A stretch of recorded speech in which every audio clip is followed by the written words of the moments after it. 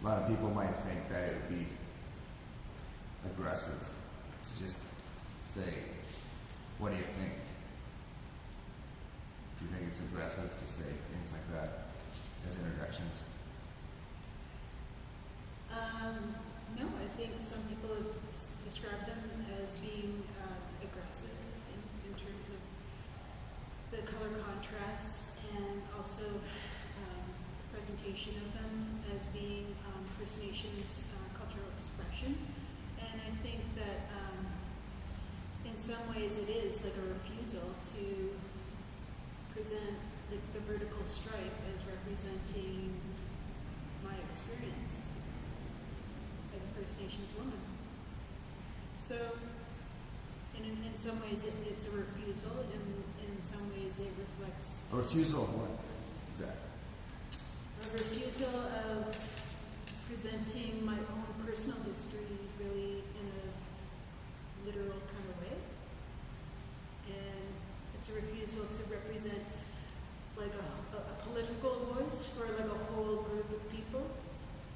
There's in the studio that this is who I am and this is what I do, and that's all I need to present to people.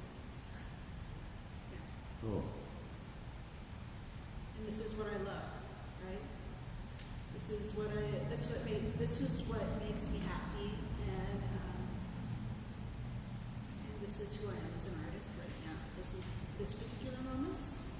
Well, is to try to create from a place of non-cliche or stereotype, or to keep on like portraying the same old sort of thing that you see in like contemporary First Nations art. And I don't want to keep on using the same old signifiers to say, hey, this is what's happening. It's coming from like an honest place, from who I am and my own experience. And it also deals with associating color with memory as well, and sort of having that memory relate to my own upbringing, and that upbringing being in Toronto, right, apart from where I was born. And yeah, so there is sort of an anchoring in narrative, or a story, or my story, but it's not obvious. It's very abstract. It comes up with, it starts out being like more experimental in wanting to create color and different color combinations, and then like while you're doing that, you like find that, oh, well, that brings up a memory, and it comes from somewhere inside you. And yeah, and then as I went along and painted more, I realized I thought, well, like there must be a purpose, and there must be some sort of goal or something I'm trying to express through color, right? And then I really looked at them, and I was like, oh no, well, I think that this relates a lot to The past. To the past, yeah. And so then I started to like actually name what the colors are and where they come from. So like with the yellow behind me, I kind of thought, well, that's kind of like a sports Walkman, right? And then the green is kind of like the masking tape that I use to like mask out the sharper lines. And there's sort of like this is my favorite color right now. I think I'm wearing it. It's like this brown color. I don't know, I guess it could relate to nature. But what are your memories of soccer moms? I mean, isn't that like currency? Isn't that really a part of postmodern sort of thing? Like, isn't that almost an anti-memory, and that it's such a current phenomenon?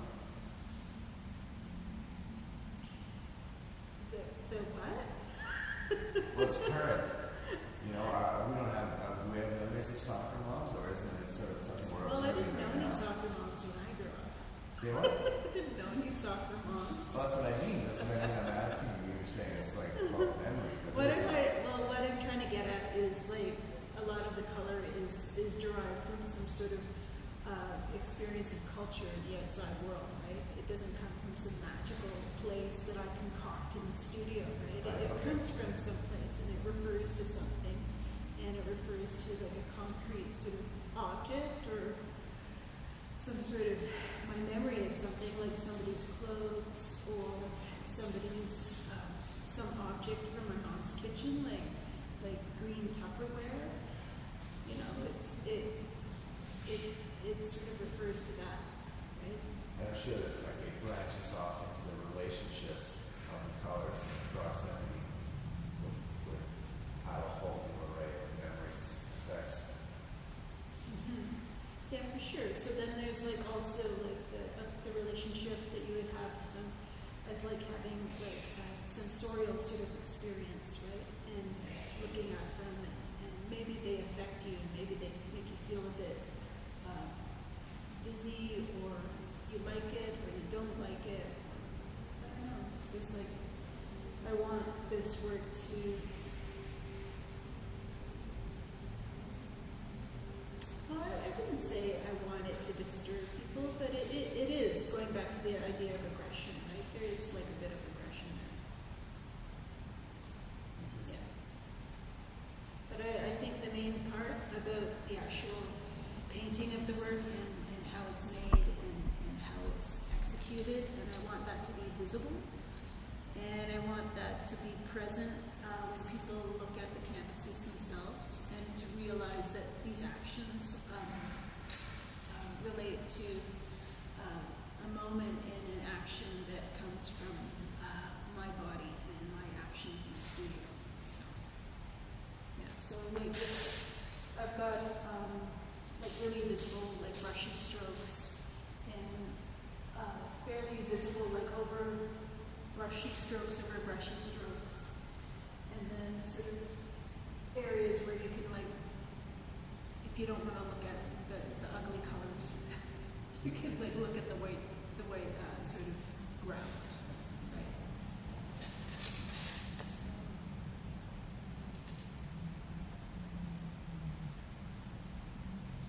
Shall I tell you like that I named the stripes themselves? As I was going along, I was thinking that the stripes aren't.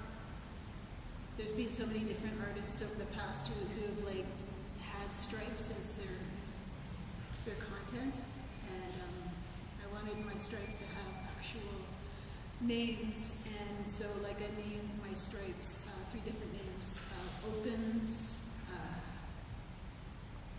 pops, and riffs. And so Opens, pops, and riffs. yeah. So the opens would be the areas, and the white areas, the light blue areas that sort of kind of like can go into the surface of the canvas. And then the pops would be like the really contrasting,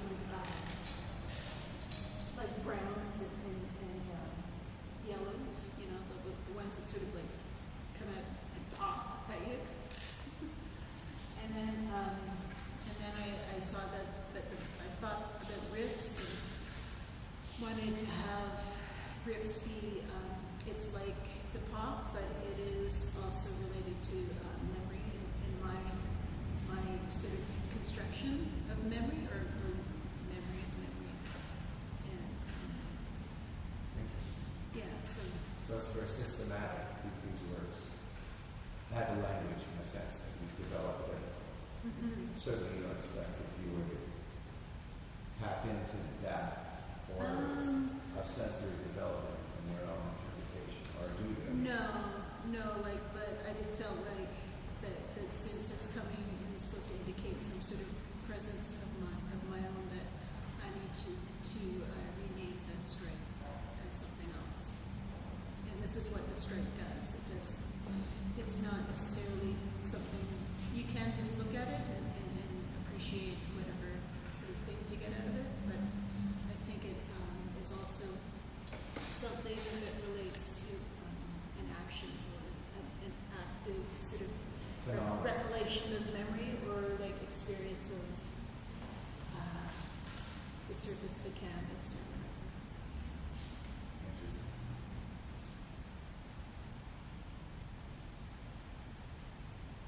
And then, we can like, and then I was like bringing in these other elements as well. I've got like the table with the paper ones, and you're supposed to go through them, and you're invited to like look through the paintings. And so we were like thinking, I was thinking about like installing the work and how would everything come together in the final installation. And what I wanted was there to be some sort of interaction for people to like feel involved in like physically engaging their body with the work. So we've got, you've got these paintings you can sort of like choose or like decide which ones you like. And it's sort of a table that I've taken from my studio space. And yeah, so like. Do you think it sort of debases them to think about like people like looking for wallpaper? This experience? I find it irresistible. That's funny. Okay, so people have like described them as being kind of like wallpaper or like gift wrap, you know? Yeah. And I think that's funny. That's really funny. It's not necessarily to express disposability or impermanence, but the actual activity of making these sorts of choices. Like, what does somebody relate that to? We're children in the 70s, and a lot of us are. Wallpaper was a big part of memory. Yeah. Dreaming in my room before adolescence was like these teddy bears and baby blue background, and just like the most idle kind of consciousness of just going over the patterns, like the most banal, formulaic sort of. I mean, these are different than that, and maybe they are an emancipation from that. I mean, these were like industrial products of images that had been duplicated exactly, where this is maybe a return to the concept that things can just be merely vertical tension as opposed to